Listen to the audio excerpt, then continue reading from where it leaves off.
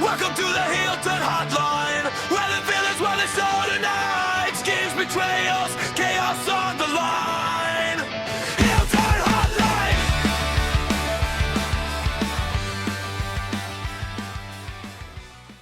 Welcome to the Heel Turn Hotline, where we talk everything WWE, going from the weekly SmackDown and Raws to all the PoE goodness all year round. And I am your host, Daniel Emmett, and I am, of course, here with the second WWE fanatic, probably the bigger WWE fanatic than I am, Finn Penberthy. How have you been? Hey, I'm good. How are you? Yeah, good. It has been a while since I have talked to you.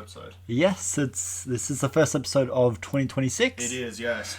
And, I thought we would start off 2026 on a high note, on a match review. You haven't joined me for a match review yet. No, not yet, no. And we are going to be talking about the Cody Rhodes versus Drew McIntyre 3 Stages of Hell on a SmackDown in Berlin.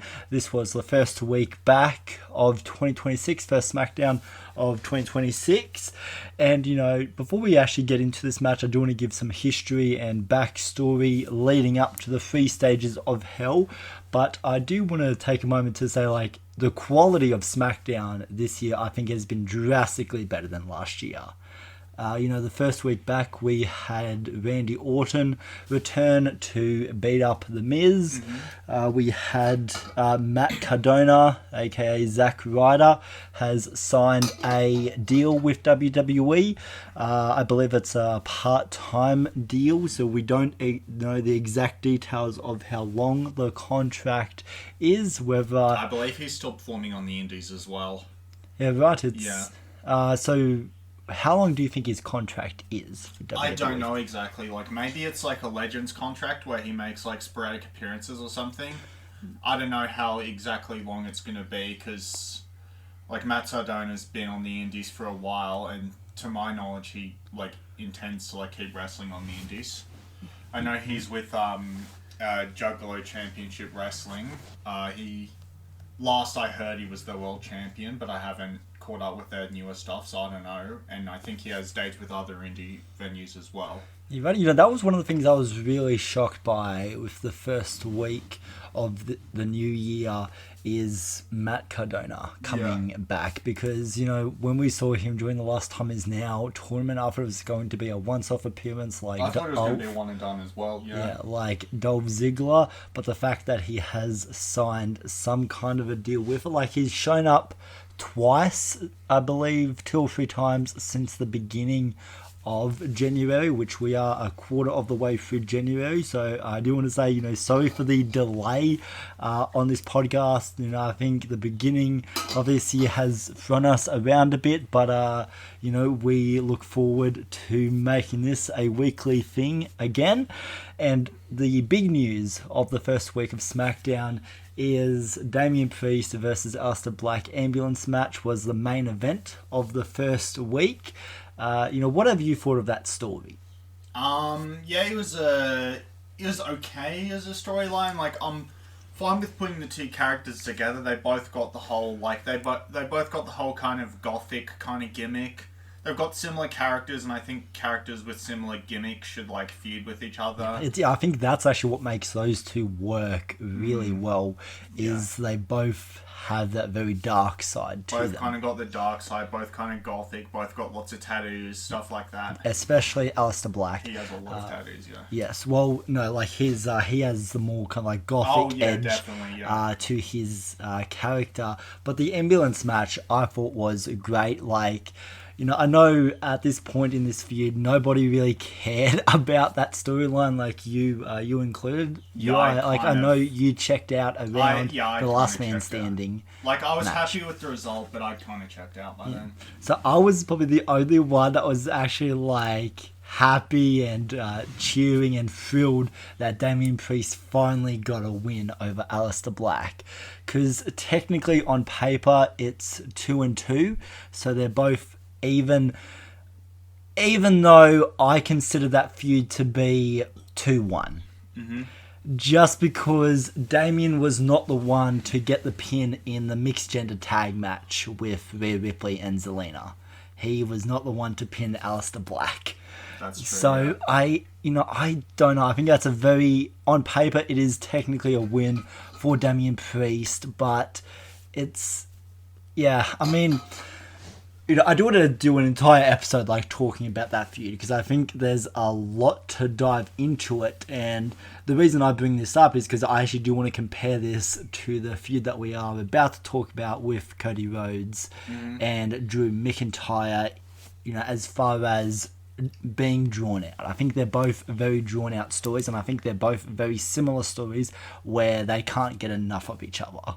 Yeah. So, let's go ahead and jump right into the topic. So, Cody Rhodes and Drew McIntyre, this started at... I'd say that's probably the biggest news in wrestling this year so far. Yeah, I have to admit, I did not expect Cody Rhodes to lose the title. Yeah. Spoilers. Spoiler alert, yeah. But, Drew wins the title. Yes, which, I do want to talk about that ending, but this feud started back in August 8th of 2025, where there was a tag match with Cody and John Cena versus Logan Paul and Drew McIntyre. This is where Drew McIntyre put Cody Rhodes through a title. Cody Rhodes was out for a few months, and then this set up their match at WrestlePalooza, and then from there they had a match at Saturday night's main event, which, what do you think of this whole story that they've set up of Cody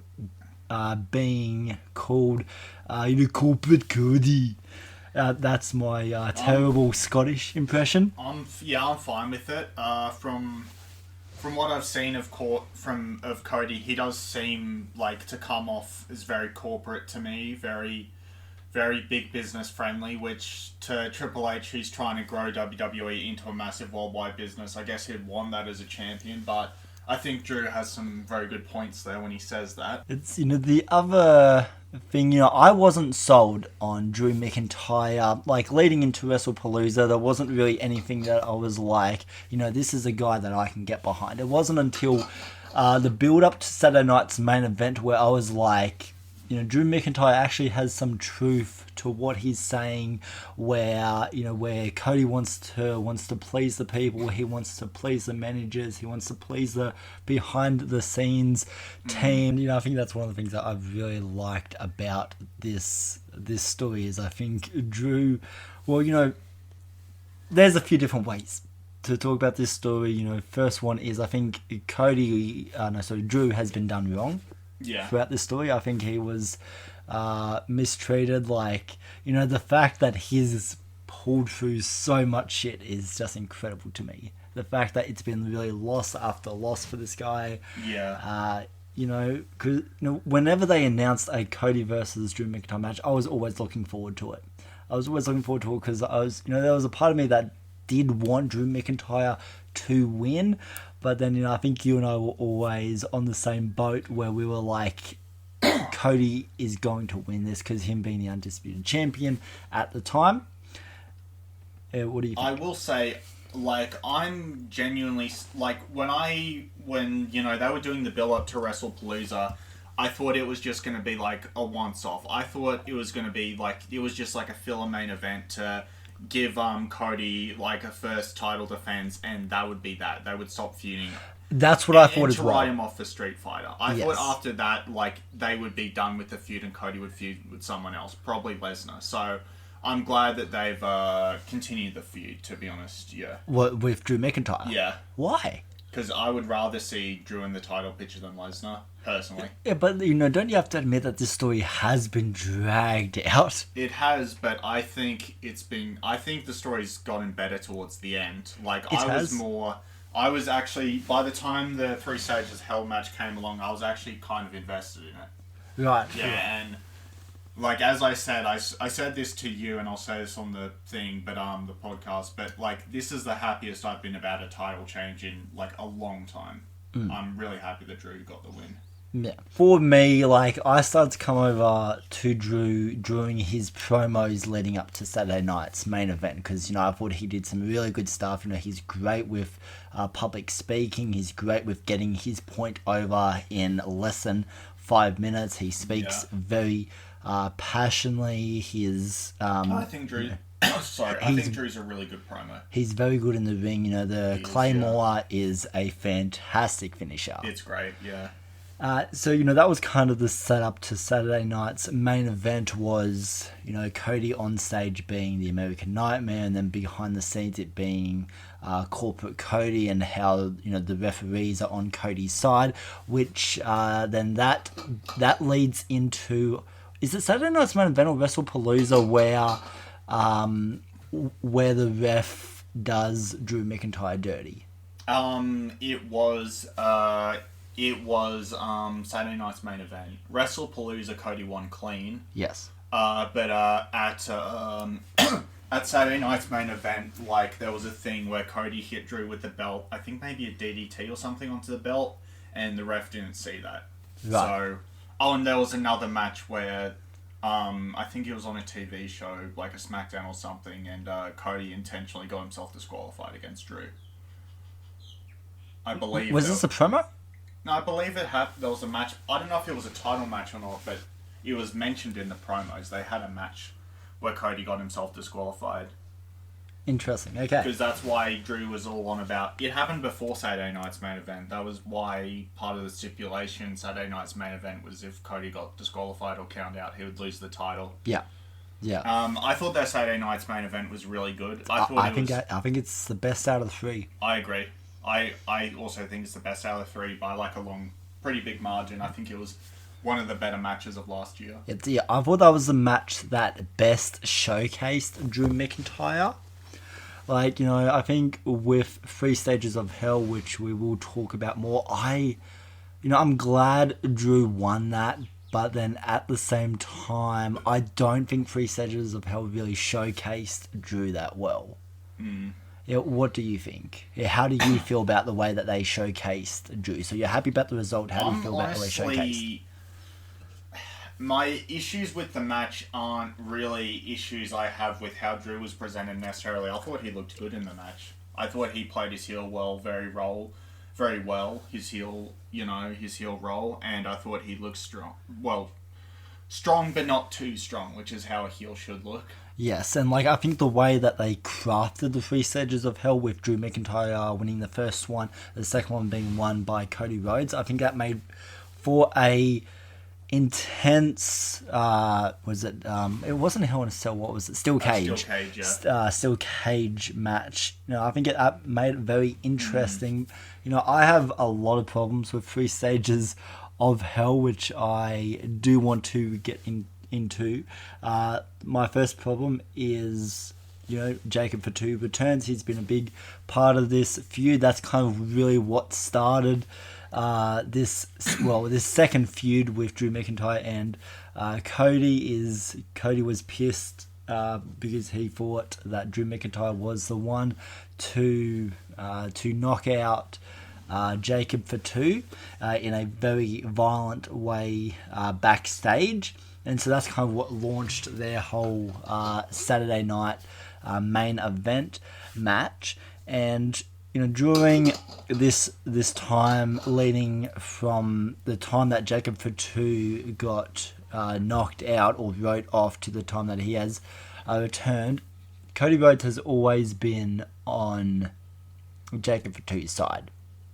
So I don't buy the final minutes of the 3 Stages of Hell match. Yeah, the finish is interesting. I don't buy the fact that Jacob Fatu is going to attack Cody Rhodes. You know, keep in mind there is no definitive there is no definitive attacker yet.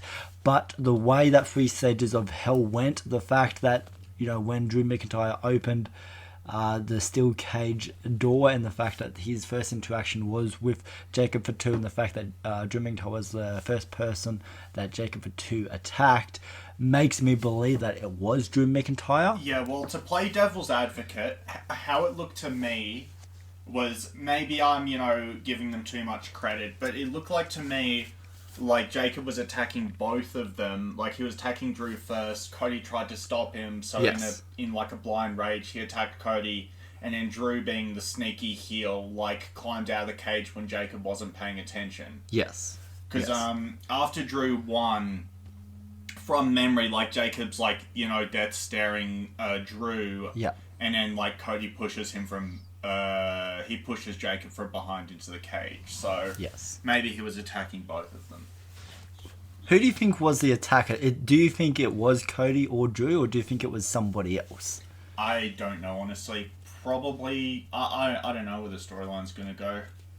Like you could maybe say it was Cody do like a twist and then have it revealed that it was Cody and have him turn heel. Like I think that could be a cool device. And I know that's something that you've wanted. You've wanted Cody to turn heel. And you think he's better as a heel than he is as a babyface or a champion? Well, to be honest, I think most wrestlers are better as heels than faces. There are exceptions, which, I mean, obviously you need baby faces because you need someone to cheer for, but I think Cody as babyface has gone a bit boring, so turning him heel might change up his story, like change up his character, his gimmick, make him more interesting. Yeah, I read something interesting the other day that with the result of the 3 stages of hell, that there is going to be changes in Cody's character. What I read didn't specify that it was going to be a heel turn. Like when I saw that match, I initially thought that this would be a great time for Cody to turn heel. But at the same time, I don't know what his motive would be for turning heel. Like, on the spot, can you think of any motive for Cody becoming heel or turning heel? I guess feeling like he's being screwed out of the title or something. Like, maybe he's like, I tried to please the fans and they turned on me anyway and sided with Drew.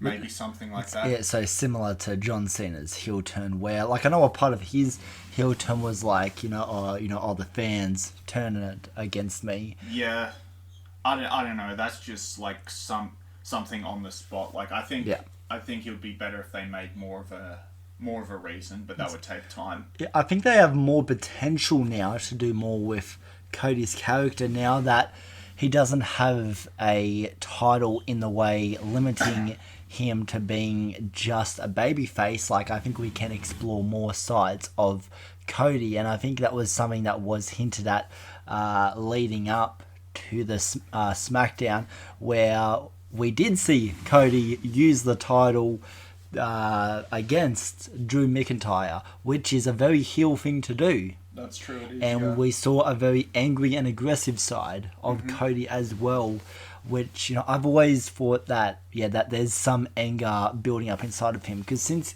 he defeated Cena at SummerSlam, I've never seen an angry side to Cody.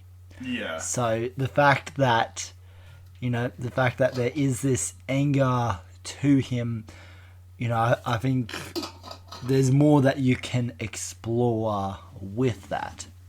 And that's actually one of the things I do want to talk about, Cody's reign as champion. There's not really a lot of matches outside of Drew McIntyre. Unfortunately, this title run has been exclusive to Drew McIntyre. No, like he had a match with Obafemi, but that wasn't a title match. As far as titles, it's only been Drew McIntyre. Yeah. And I think there's more that you can do with Cody moving into 2026. I think there's a lot more now that there's no title, and I think he is pissed. He is pissed that he lost the title. Well, that Jacob Fatu, which is setting up their Saturday night's main event. What can you see happening in that match? Do you think something will carry over honestly, into Saturday night's main event? Going off of how Cody usually gets booked, I wouldn't be surprised if it's just like a Cody overcomes the bad guy moment, like he just wins clean. But I would like either Jacob to win, because I think it's time for him to get a main event push, or if you want to turn Cody heel, you could do like a disqualification finish, like Cody loses by disqualification and beats up, Jacob after the match or something. Yeah, as far as him turning heel during Saturday night's main event, I don't see that happening. At least not this early. I think they've hinted at it. I think they're going to continue to hint at it.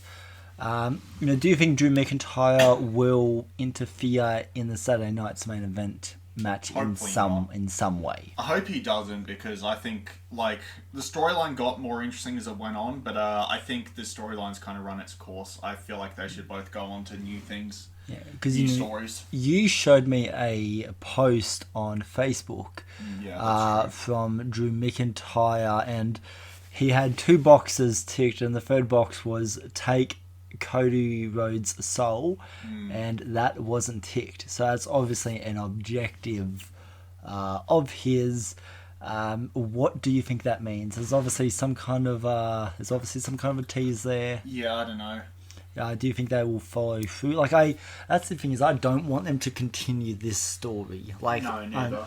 Unfortunately, there's a couple of things that they have set up with this, with Drew now becoming champion. One of the things that they specified on the most recent SmackDown is a part of the contract or deal with him and Nick Aldis Cody can't have a rematch with Drew McIntyre. He can't demand that. That's out of the books. Mm-hmm. And so I think that leaves open a very interesting door where, we're heading into the Royal Rumble, and second, we're heading into Mania season, quite quickly. I think between now and Mania, Drew is going to lose the title. I think that's the only way for Cody to become champion, and I know that's something that you don't want. No, I don't want to happen, but I think they're probably doing Drew as like a transitional champion. Like, they'll do him to get the belt off Cody onto another babyface, probably Roman, and then do Roman versus Cody or something, or whatever other babyface versus Cody. Yeah, I remember you telling me that you've never been fond of Cody being the champion. Not especially, no. Is there a way to make you, what would make you happy to see Cody as champion? Well, I've become more tolerant of it recently. The main reason I don't like him as champion is because of the I'll mention it more if we do the Bloodline episode, but the whole thing with him and Sammy, Sammy was fully set up to be the main eventer of WrestleMania, but then Cody just stole the whole thing just because. I don't know, I find him a little bit boring as champion. The one thing I can actually say about the 3 stages of Hell is, one, it was welcome to actually see the 3 stages of Hell, because it's been a long time since we've seen one of those. Second is the promos leading in to SmackDown in Berlin were fucking incredible. Yeah, they were absolutely amazing. Drew, I think, has been the most bold that he's ever been. Going as far as burning a picture of Cody and Dusty together. As soon as that happened, I was like, this is game over. This is the most heelish thing that a heel can do. And the fact that he taunts Cody with Dusty, I think works really well, since that's kind of Cody's whole gimmick, is he wants to carry on his dad's legacy. I think that's a great way to actually bring that story play a part into that feud. And and the other thing I started to like about Cody towards the end of this feud, I was already sick of it by Saturday night's main event. 2 losses to Drew. I was at that point, I kind of gave up. I was I know there's this match coming in SmackDown, but I was oh, Cody's going to win. I think you were the same. Yeah. But one of the things that I liked is we haven't really seen what exactly pushes Cody's buttons, which I think that's an important part to play in any wrestler, in any character, is I think we should see their breaking point, which I think we actually did see, and we've obviously found out that Cody's breaking point is his father. Mm-hmm. Is as soon as you start to disrespect his father, that's when basically all hell comes down. Yeah. And there was a specific line that Drew said on the build to SmackDown in Berlin, which was, I cannot remember the exact line, but it was something like, say hello. I take you to hell, say hello to your dad, or something? Yeah. I thought that was such a terrific line. I thought that was such a great way to close out that episode of SmackDown, and just, Drew's promos just continued to get better, going from WrestlePalooza to SmackDown in Berlin. I think Drew just got better and better and better. Like, despite him losing, I think he actually was the highlight of this feud for me. I think so too. Yeah. It wasn't so much his in-ring part does play a part for me, but what most impressed me about Drew, especially not being a Drew person at first, what won me over to him was his promos, seeing how far he will go to get his way. The other thing is Drew getting suspended off SmackDown for a little while. That surprised me. I thought that was a personal thing at first, because I know at that time, I don't want to confirm anything here, but I think Drew wasn't happy with the company at that time, just the way that they were writing his character, and I think he spoke very publicly about that online. Oh, okay. And so I thought that was like a personal, personal thing. And so when he did come back, like, even because a part of the deal that he made with Nick Aldis was he had to apologize to the referee that he knocked out. And yeah, I remember the segment where he's doing the contract negotiations with Nick Aldis at his house. Yes. Yeah, that's a good segment. And then Cody comes in, was and they great. have a brawl. Yeah, that's a very good segment. Yeah, it's there's the alert on the phone. He looks at the phone. Cody's outside. What the hell is he doing here? Really, really great stuff. Tell me, I just say that. I mean, I guess Cody flew all the way out to Scotland to attack Drew. Not only was his dad involved in the match, the other thing that got under Cody's skin that is a part of his breaking point is his family, Brandy, which I believe is his wife's name. Wife, yes. And Brandy his Rhodes. Kids.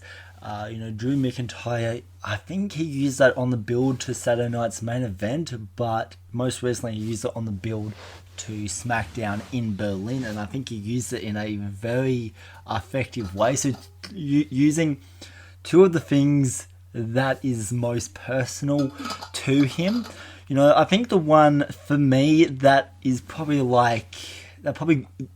goes over the line a little bit is Dusty Rhodes, because a lot of what they talk about with Dusty is him being dead. A lot of the the stuff that Drew is talking about is more referring to his father's death, which is actually a real thing. So I don't know. You could argue that's too far. I like the promos where he said that Dusty would be ashamed of Cody. Yes. I wish he kind of mentioned that more. Yeah. Brought that up more, because I thought those were quite interesting. Yeah. And, and then I think especially, I think one of the things for me that is like, I think it works really well because, Drew is heel, so I think, he utilizes all of this really well, and especially after two losses, I think he finally does get in Cody's head, which I think, would be really hard, and I think he does break him down to feeling like pure shit, which I thought was a great approach. That's one of the things I love about the story, is it is very psychological. Is this feud started off with Cody getting in Drew's head on the build to Palooza, and then now it's changed roles where it's now Drew getting in Cody's head, and I think Drew takes it to a whole new fucking level. But that's one of the things that I really loved about this feud, is I think something that's probably, I don't know, I mean, it works for Drew's character, but it's something that is just a very icky topic, is as soon as you bring kids into the whole thing. I don't mind, what did he say about the kids? He would make a better father for the kids or something? Yes, That's his kids and wife would be ashamed of him. Right, that's fine, I guess. I don't mind bringing up the kids thing. Mentioning people that are, actually dead in real life is a bit iffy. Yeah, no, that's when I watched the, week one of SmackDown, that's kind of what made me be whoa, okay, that's drawing the line there.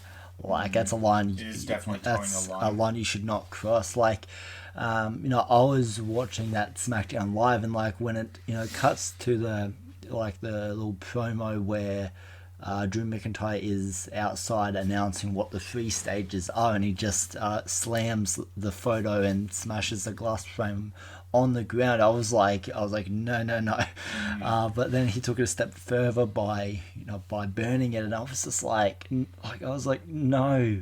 Like, sure, this would go under his skin, but I feel like that's forbidden territory. It reminds me of a similar story, very similar story they did back about going on 20 years ago after Eddie Guerrero died. Like Randy Orton was feuding with Rey Mysterio, and Orton was saying that like Eddie was in hell and stuff like that. Is this what we were talking about the other episode about the whole custody over Dom? No, that's different. Right. Yeah. But, so what's this one? So Eddie Guerrero died of heart failure, I think, or heart attack in real life. Yes. They used that to like push Rey Mysterio. Rey Mysterio started getting a push after that, which maybe you could argue was a bit in bad taste, like using someone's death to give someone else a push. Oh, it is in bad taste. Yeah, but they had Randy Orton come out, and he would say stuff like, Eddie's in hell and whatever.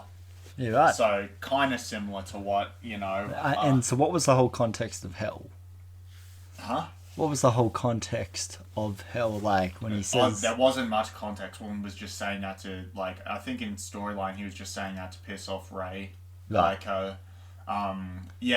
Just that he had died and gone to hell. Like there wasn't like a 3-stage of hell match or anything. Right. Yeah. I think you definitely do see that emotional side of Cody, and like I think that's a side that I haven't really seen. No. But then I think once again I think that promo also does do a lot of good for Cody as well.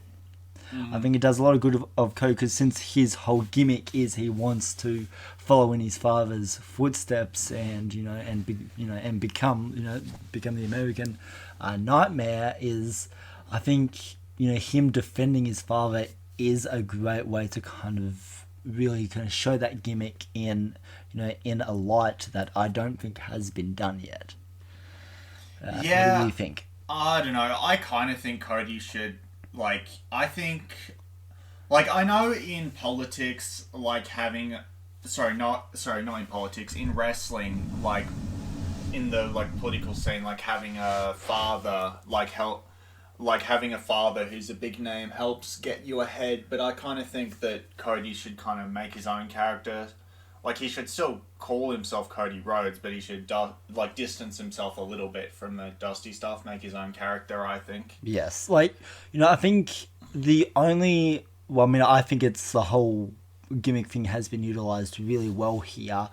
And, one of the things that I really dug is what Drew McIntyre did with the whole Dusty Rhodes. I would like to say Dusty Rhodes has actually had a big part in this feud. So during the build-up to Saturday night's main event, and even on the match of Saturday night, when Drew came out, he walked up to the announcer who was announcing the match. Do you know what her name is? The announcer, the one who's always announcing the wrestlers who come out. I feel like it's Alicia something. Alicia, right?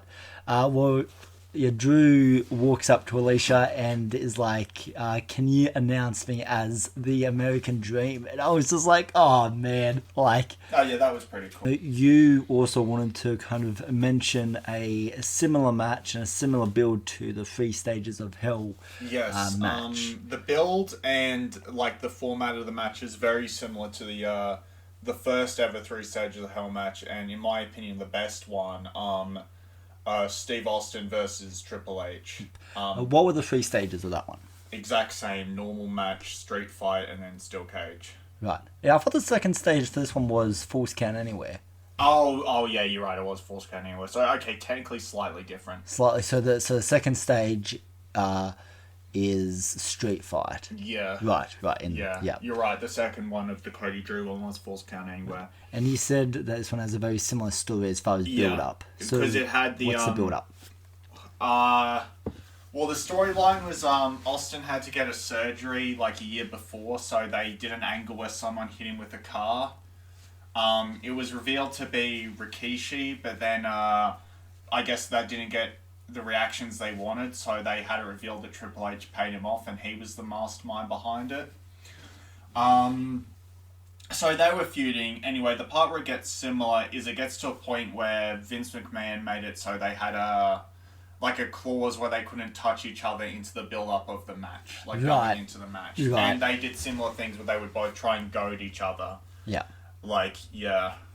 Yeah, so it's basically the exact same as this, where once Cody and Drew set up this second match is one of the deals for Drew coming back to SmackDown is Cody can't touch him between now and SmackDown in Berlin. I guess with Triple H and Austin, it was neither of them could touch each other. They did an angle where if Austin had won the Royal Rumble before that, and if Austin touched Triple H, he would lose his Rumble shot, and if Triple H touched Austin, he would be suspended for 6 months. Right. Whereas in the Drew Cody thing, it was just that Cody couldn't touch Drew, which was a bit weird considering you had Drew attacking Cody and he couldn't defend himself. But I have to be honest, I actually like that though. Seeing how much anger Cody had, especially in the later half of this feud, I think it really tests how patient he is, which there's a couple of times where he almost does go for Drew. There's a couple of times where he almost does blow that rule. There was one, I want to say this was on the Christmas special episode where they're announcing what the 3 stages are, and Cody loses himself and he goes to punch Drew. Luckily the punch did not land, and then Drew claymores Cody, and it's really, really good. And so that's I think I actually don't mind that, seeing it. And I also think it's kind of an advantage for Drew, which I'm actually glad the second half of this feud was an advantage for Drew. Because I think Drew went through so much hell, and honestly, I think this feud was actually kind of begging for just a different side to it, instead of the stereotypical Cody comes out, he talks some shit about Drew, and instead it's really the second half of the story is really Drew's story, which I really dug. The interesting thing is the original. Do you know what the original plan was for the main event of WrestlePalooza?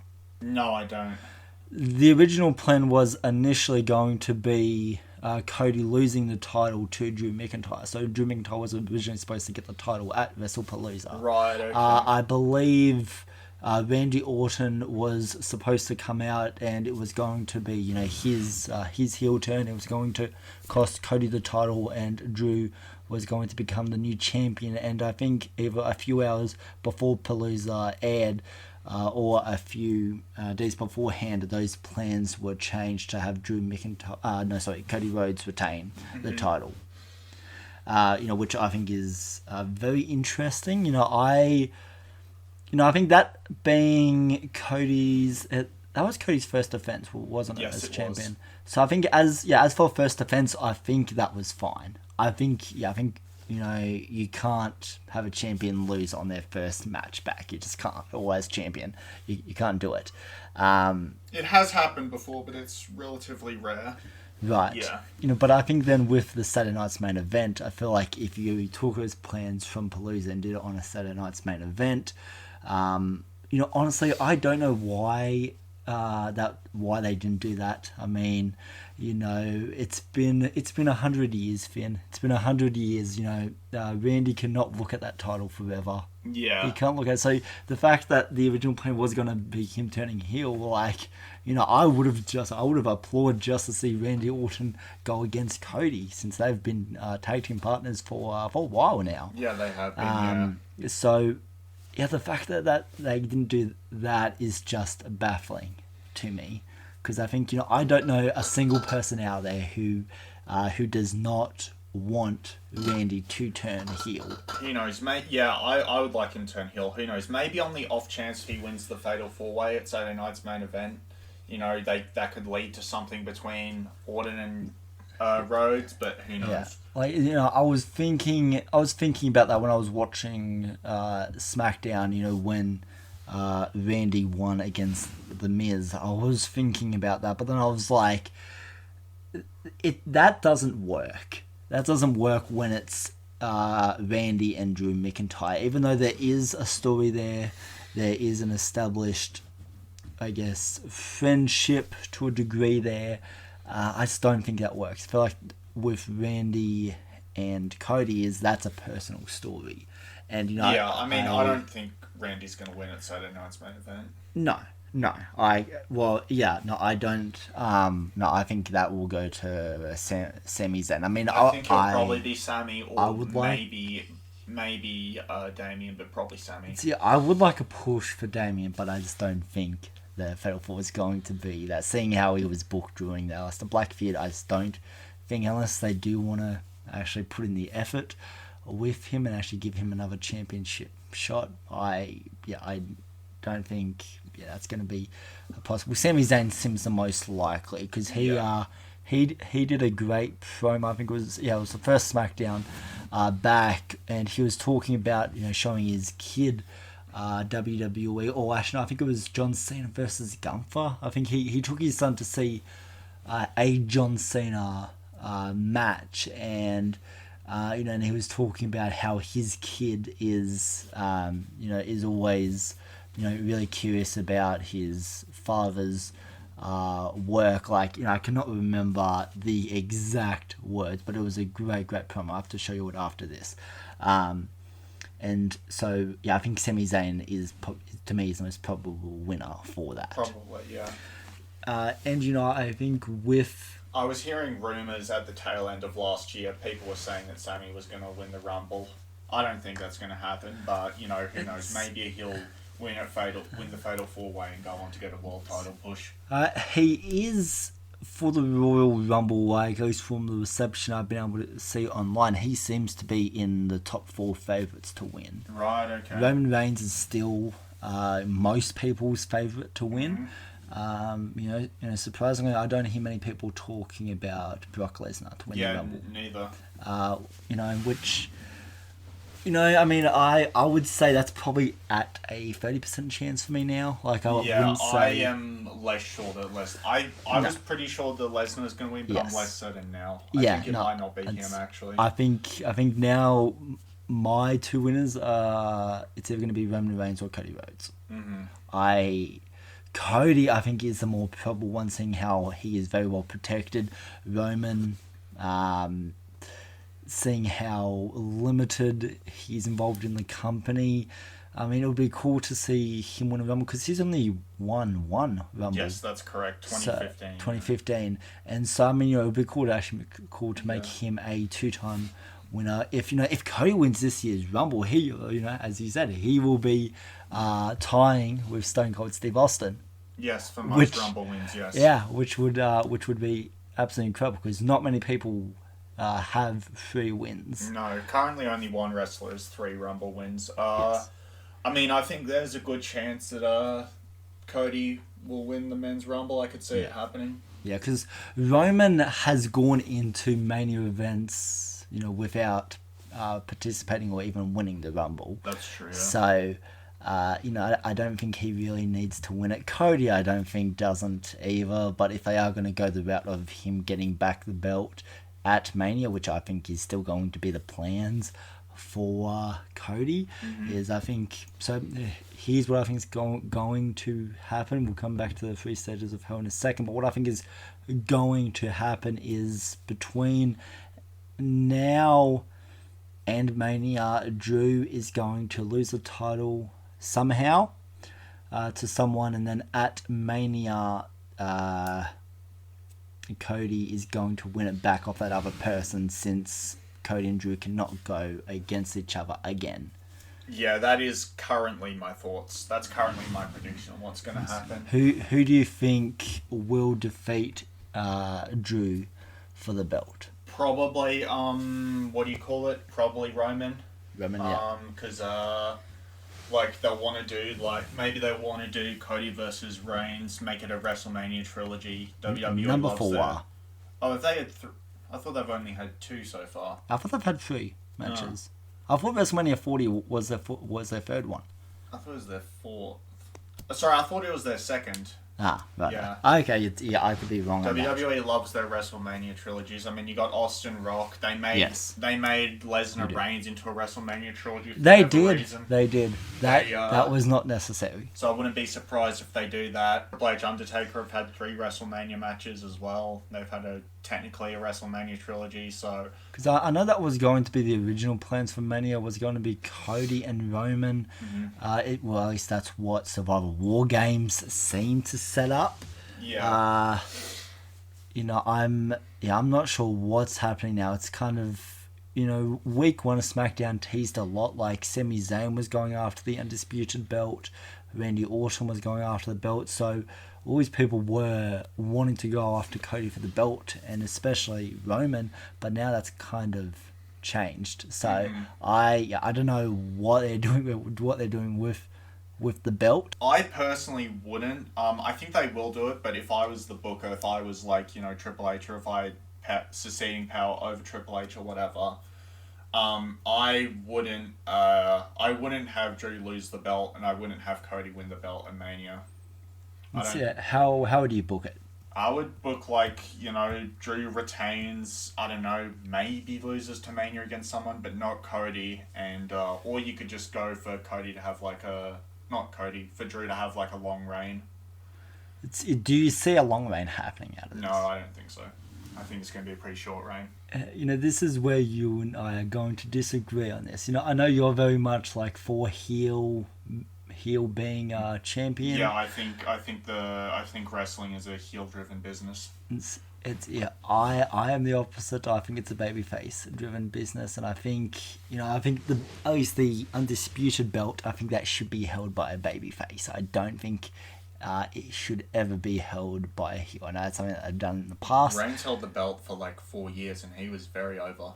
I did not watch, I guess, that era of wrestling, so I don't know how I feel. I mean, I like... No. I was going to say I like Reigns now, but no, that's actually a lie, I don't. Reigns is kind of boring at the moment, but like Reigns when he was champion as a heel is like the most interesting Reigns has ever been. Like, he was amazing back then. When he had the belt? Yeah. Right. Okay, I have not seen... I haven't seen the Bloodline, so I'm looking forward to that episode. Yeah. So, you'll be able to clean me up on months and months of storytelling. I mean, if you're going to go from it historically, WWE has always been a babyface-driven business, but other companies have been more heel-driven. Like WCW, when that was a thing, I know it went out of business, but that was a heel-driven business, and it did work for them pretty well for a time being. Right.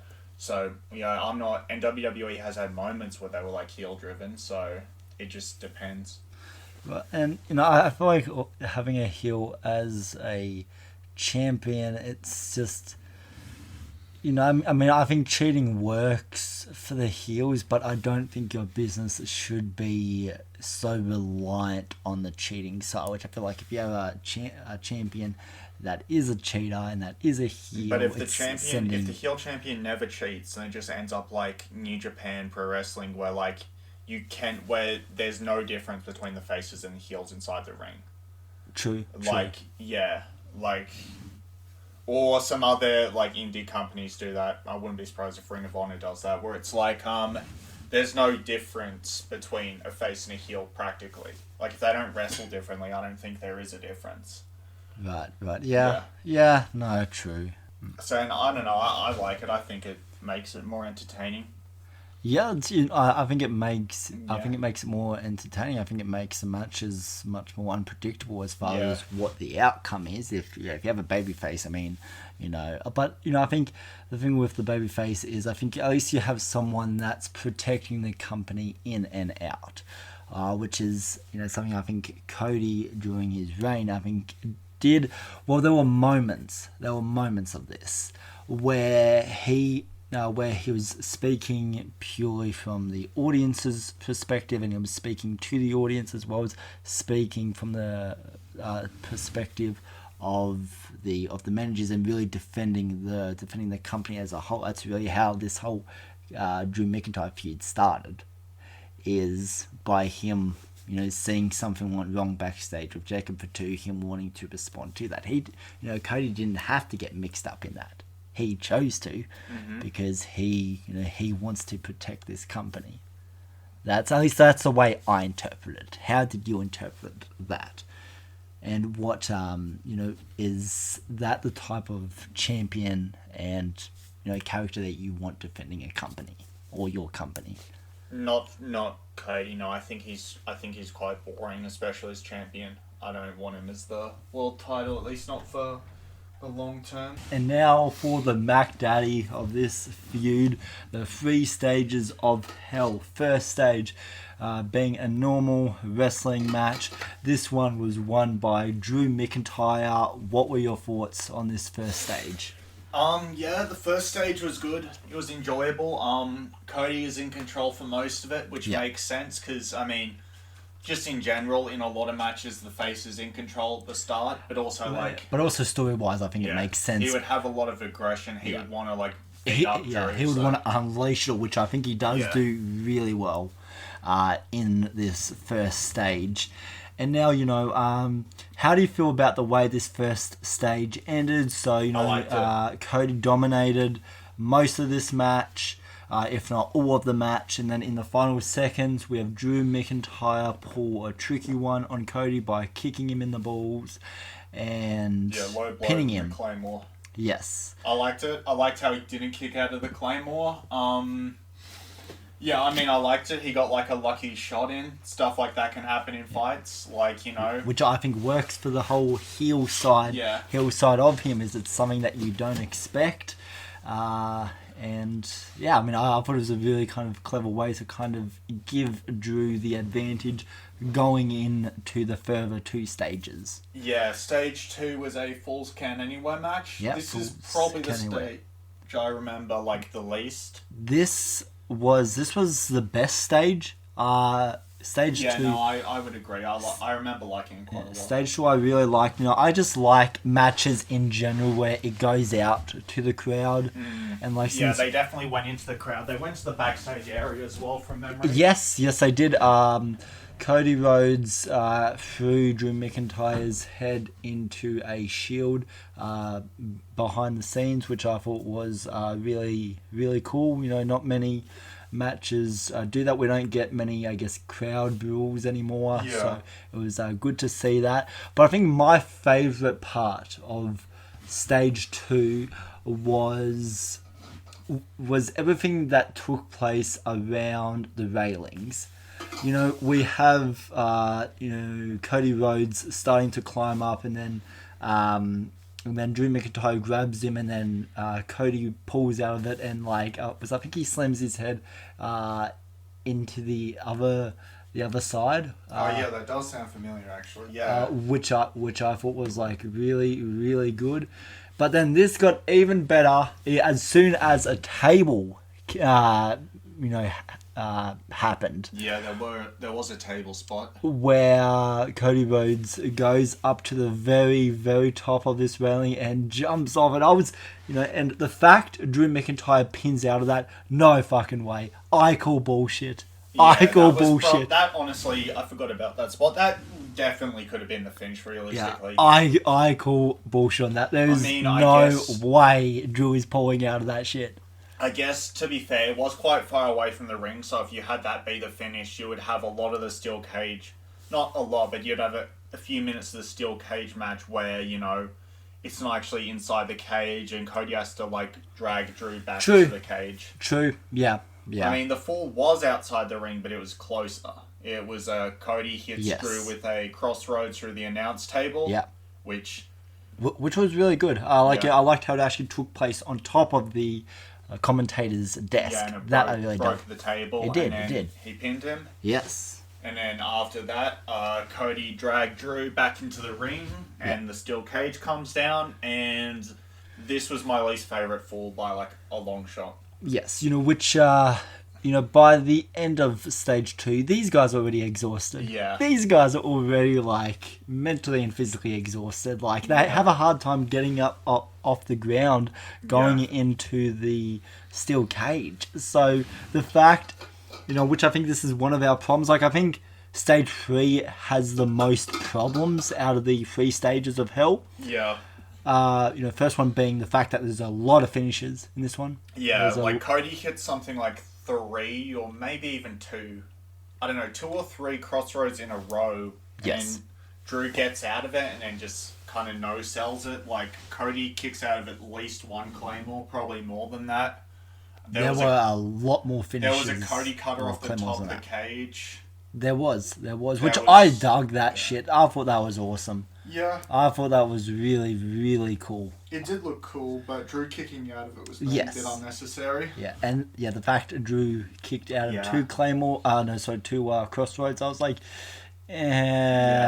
no, he would have kicked out, especially since he had no energy at the end of stage 2. So the fact that he comes into stage 3 so strong, and the fact that there's so many points where it's low and high energy. Yeah. Where it goes from them being punched and them on the ground with lacking energy to them suddenly a boost of adrenaline, which that is, I believe that was the commentator's excuse. I was like, I don't buy that time and time again. The fact that it goes from low to high. Times. Yes, yeah. But I thought the steel cage was a really, really solid match, and then the finish. And then the ending, which I have some thoughts on. Which I completely forgot about this guy. I completely forgot about Jacob for 2. He wasn't mentioned leading up to this. I mean, I think a lot of people were shocked. I mean, I remember he was a part of this feud, but yeah, I don't know. I completely forgot him. I liked how he returned, and he attacks Drew McIntyre first, and then Cody Rhodes gets in the middle of it, and then Jacob for 2 passes all of his attention to Cody Rhodes. Yeah, he's beating up Cody. I think the last move you see him do is he hits Cody with a super kick, and then you see Drew slide out of the ring, and new champion. He wins the belt. Yes, which I was very happy with that result. Yes, Drew McIntyre is the new undisputed champion. What are your thoughts on Jacob for 2 returning, and what are your problems with this final stage? My problems with the final stage are the finisher spamming. Every big modern match has finisher spamming, which is really annoying, but I was like, there isn't much finisher spamming in stages 1 and 2.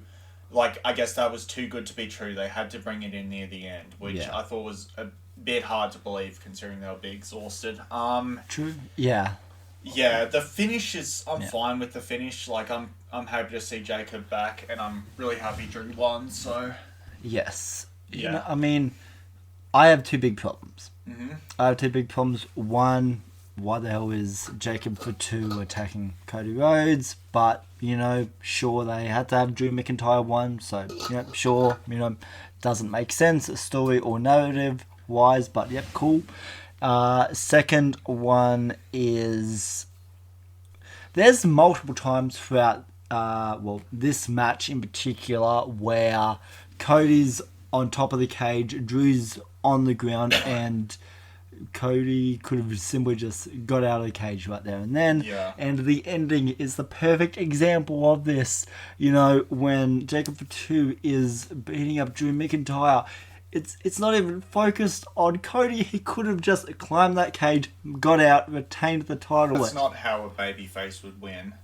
What, by climbing the cage and just... Well, not if someone else is beating up on the opponent. They probably wouldn't want to win like that.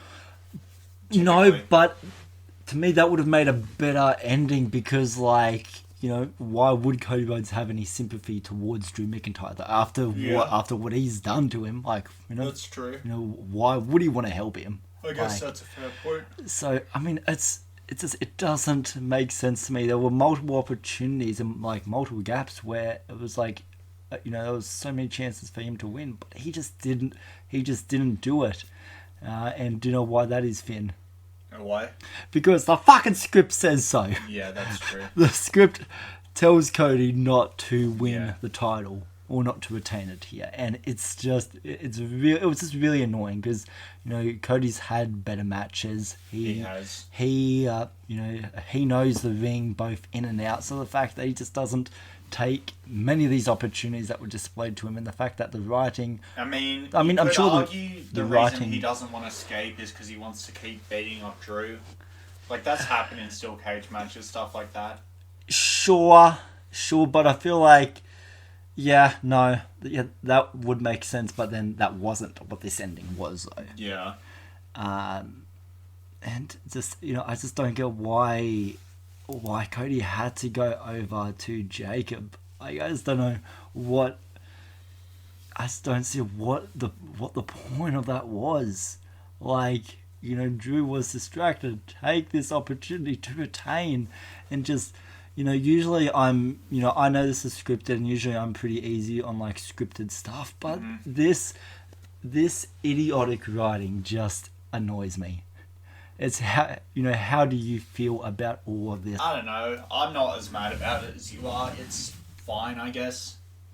But then on the other hand, on the more positive note of this, I'm glad that Drew McIntyre won the title, because I feel like, be honest, by Saturday night's main event, I was kind of sick of this whole thing. I was like, this whole story is going to be, Cody winning. So I was actually good. It was actually good that, one, Drew lived up to what he said during the promos leading in to SmackDown in Berlin. He said that he was going to take Cody straight to hell, which he did in fact do. So I liked how he lived up to that. I liked how he went into the match really strong. I liked all of the tricks he played out in here. I thought Cody was. I thought Cody looked strong upon defeat. I know that you messaged me, I know, a few days after this happened, and and you were like, have you heard about Drew McIntyre? And I know at that time I did not see this match. I have not seen this match at that time, and but I knew what the result was, and I think. I was actually driving to Sydney, and like one of the first things that kind of came to mind when I was driving is, how did Drew win? Because I was like, there would have had to been some outside interference. There would have just had to be. There's no way a match like this would have just Drew win it just like that. There's no way Cody would just give up just like that. So I was thinking, how were they going to do it? And then that's when I thought of Jacob for 2, or the other thing I was thinking of is like, I don't know, maybe Drew cheated and and got out, which I thought would have worked as well. But I am happy that he's finally got the more positive side of this feud. And and until next time, guys, we'll see you on the next episode.